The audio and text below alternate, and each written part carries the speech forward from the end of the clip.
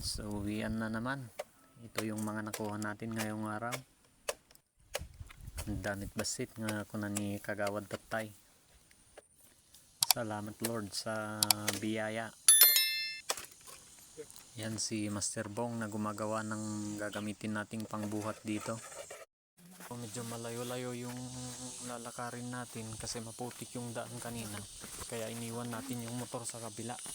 I'm gone fishing, left my troubles behind. Found salvation in the rhythm of a line. No emails or meetings, just the river's sway. Gone fishing, and I'm here to stay.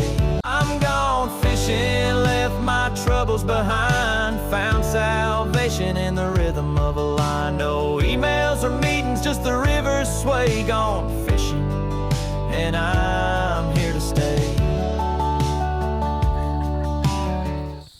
Aakyatin natin yung bundok hanggang dun sa tuktok.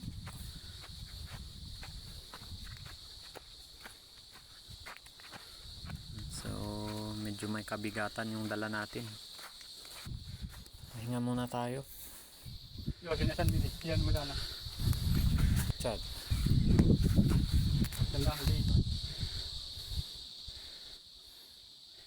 Okay. Makabanlog. So yan, doon tayo galing sa baba kanina. Ang ganda ng view dito sa taas. So kung umabot kayo hanggang dito, maraming salamat sa inyong panonood. Then see you sa ating next video.